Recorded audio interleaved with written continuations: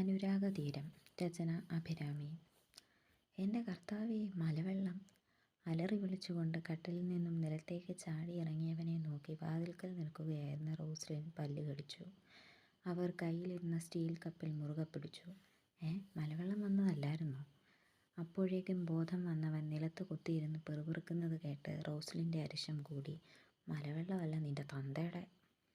വാതിൽ കടന്നകത്തേക്ക് വരുന്ന ആരോഗ്യ ദൃഢഗാത്രനായ മധ്യവയസ്കനെ കണ്ടതും അവർ പറയാൻ വന്നത് അപ്പാടെ വിഴുങ്ങിക്കളഞ്ഞു. നിന്റെ മോനീ കന്നാലി കാണിക്കുന്ന തരവഴുത്തരത്തിനൊക്കെ നീ എന്നാത്തിനാ റോസി എൻ്റെ നെഞ്ചത്തോട്ട് കയറുന്നേ? നിങ്ങളുടെ നെഞ്ചത്തോട്ട് കയറുകയല്ല വേണ്ടത്, നിങ്ങളുടെ ഈ നെഞ്ചാങ്കൂട് ചവിട്ടി കലക്കുകയാണ് വേണ്ടത്. പിന്നെ നാട്ടുകാരെന്നാ പറയുമെന്നോർത്ത് മാത്രമാണ് ഞാനങ്ങ് ക്ഷമിക്കുന്നത്.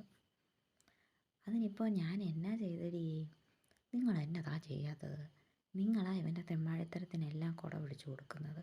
ആ ധൈര്യത്തിലല്ലയോ ഇവൻ? എന്നെക്കൊണ്ടൊന്നും പറയിക്കണ്ട. നിന്ന് കഥകളി കളിക്കാതെ പുന്നാര മോനോട് എന്നാന്ന് വെച്ചാൽ ചോദിക്കും മനുഷ്യ. കലിപ്പിൽ പറഞ്ഞിട്ട് റോസ്ലിൻ മുറുക്കി പുറത്തേക്കിറങ്ങിപ്പോയി. ആ പോക്ക് നോക്കി നിന്ന് ശ്വാസമൊന്ന് ആഞ്ഞു വലിച്ചിട്ട് എബ്രഹാം അകത്തേക്ക് വന്ന് ബെഡിലേക്കിരുന്നു. അപ്പോഴും തലേ ദിവസത്തെ കെട്ടിറങ്ങാത്തത് കൊണ്ട് തന്നെ അമ്മച്ചിയുടെ ഈ പ്രകടനത്തിൻ്റെയൊക്കെ അർത്ഥമറിയാതെ പകച്ചു നിലത്ത് തന്നെ പടഞ്ഞിരിക്കുകയായിരുന്നു ഡേവിഡ് എബ്രഹാം കോശി എന്ന കഥാനായകൻ. ഓ, അവൻ്റെ പച്ചപ്പാവൻ ചമഞ്ഞുള്ള ഇരിപ്പ് കണ്ടേച്ചാൽ മതി. എബ്രഹാം മകനെ നോക്കി പുച്ഛിച്ചുകൊണ്ട് പിറുപിറുത്തു.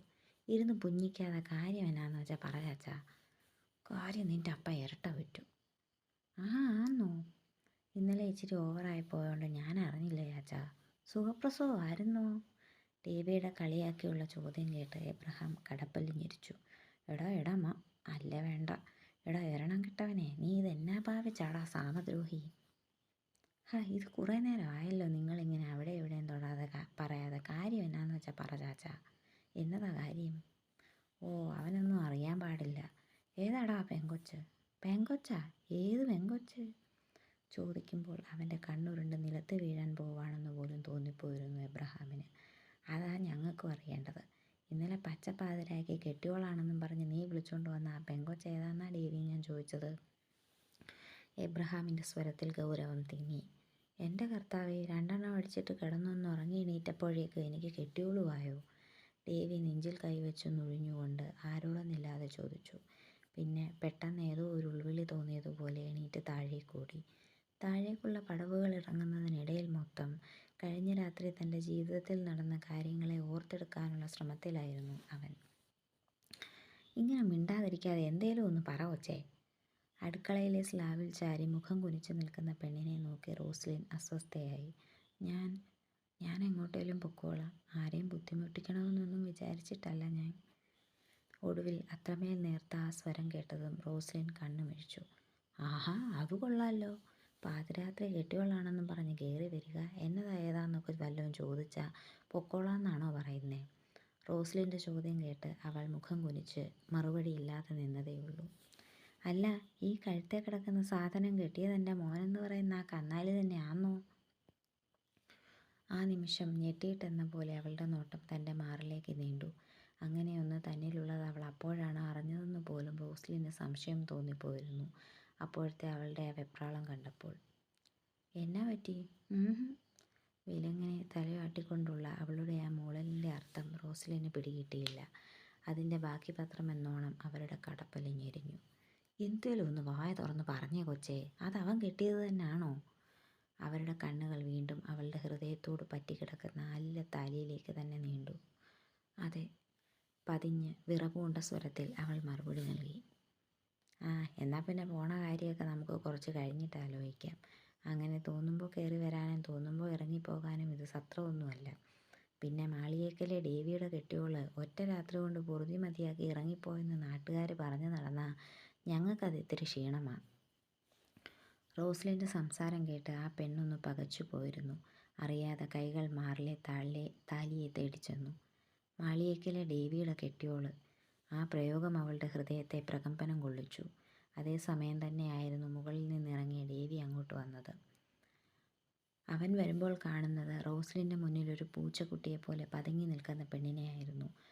ഒരു ഒഴുക്കൻ സാരിയായിരുന്നു അവളുടെ വേഷം. നീണ്ട തലമുടി മെടഞ്ഞിട്ടിട്ടുണ്ടായിരുന്നുവെങ്കിലും അവ വല്ലാതെ പാറിപ്പറന്നിരുന്നു. മുഖത്ത് ചമയങ്ങളൊന്നുമില്ലെങ്കിൽ പോലും കൺതടങ്ങളിലും കവിളുകളിലുമെല്ലാം ചുവപ്പ് രാശി പടർന്നിരുന്നു. കരഞ്ഞതിൻ്റെ ആവാം. മൊത്തത്തിലുള്ള അവളുടെ രൂപവും ഭാവവും കാണെ ദേവി അവളെ ആദ്യം കാണും പോലെ നോക്കി നിന്നു. ഇന്നലെ പാതിരാത്രി എടുത്തു ചാടി എന്തൊക്കെയോ കാണിച്ചു കൂട്ടിയെങ്കിലും അവളെ നേരെ ചൊവ്വയൊന്ന് കാണുന്നത് ഇപ്പോഴാണല്ലോ എന്നവൻ മനസ്സിലോർത്തു. ഉയ്യോ, എൻ്റെ അമ്മച്ചിയെ! നടുമ്പുറത്ത് വീണ റോസ്ലിൻ്റെ കൈയുടെ ചൂടിൽ ദേവിയിൽ നിന്നും ഒരു നിലവിളി ഉയർന്നു.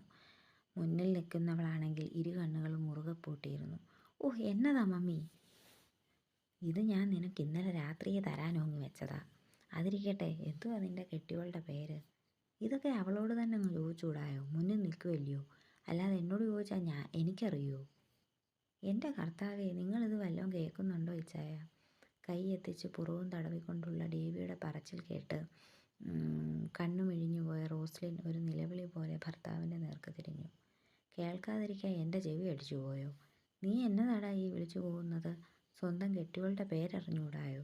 അപ്പോൾ നിങ്ങൾ തമ്മിൽ എങ്ങനെയാ പരിചയം? എബ്രഹാം ഗൗരവത്തിലായി.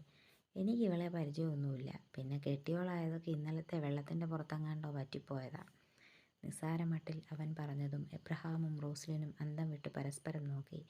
അപ്പോൾ ഇനി എന്നതാ നിൻ്റെ തീരുമാനം? ഇവള് പറഞ്ഞ പോലെ ഇവളെ എങ്ങോട്ടേലും പൊക്കോട്ടെന്നാണോ? റോസ്ലിൻ്റെ ചങ്കിടിപ്പേറി.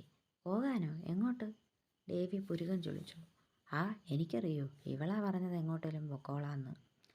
ആ വിചാരമൊക്കെ അങ്ങ് എട്ടായി മടക്കി പോക്കറ്റിൽ വെച്ചോളാം മരുമോക്കൊന്ന് ഉപദേശിച്ചു കൊടുത്തേരും മമ്മി. എന്നതായാലും പേരോ നാളോ ഒന്നും അറിയാതെ കെട്ടി. ഇനിയിപ്പോൾ കർത്താവ് തമ്പുരാൻ വിധിച്ചേക്കുന്ന കാലം വരെ ഇവൾ എൻ്റെ കൂടെ അങ്ങ് പുറത്തേച്ചാൽ മതി. പറഞ്ഞിട്ട് തന്നെ ഒന്ന് തറപ്പിച്ചു നോക്കി മുണ്ടും മടക്കി കുത്തി നടന്നു പോകുന്നവനിലേക്ക് ഒരു നിമിഷം അവളുടെ കണ്ണുകളൊന്ന് പാഞ്ഞിരുന്നു. എന്തോ ഹൃദയം ഒരു ഇയ്യാമ്പാറ്റയെ പോലെ പിടയുന്നത് അവൾ അറിഞ്ഞു. നിന്റെ പേരേലും ഒന്ന് പറ കൊച്ചേ. പുറത്തേക്ക് നടക്കുന്നതിനിടയിൽ റോസ്ലിൻ്റെ ഒച്ച കേട്ട് ഡേവി ഒന്ന് നിശ്ചലനായി. എന്തുകൊണ്ടോ ആ പേരറിയാൻ ഉള്ളമെന്ന് തുടിച്ചു. അനുരാധ. ഒരു കാറ്റുപോലെ അവൾ മൊഴിഞ്ഞു. ആ ഫസ്റ്റ് ഹിന്ദുവാ അല്ലയോ? എബ്രഹാമിൻ്റെ ചോദ്യത്തിന് അവളിൽ നിന്നും മറുപടിയൊന്നും ഉണ്ടായില്ല. പക്ഷേ അതെല്ലാം കേട്ട് പുറത്തു നിന്നിരുന്നവൻ്റെ കണ്ണുകളൊന്ന് വിടർന്നു. അനുരാധ. അവൻ്റെ ചൊടികൾ ആ പേരൊരിക്കൽ കൂടി ഒഴിവിട്ടു.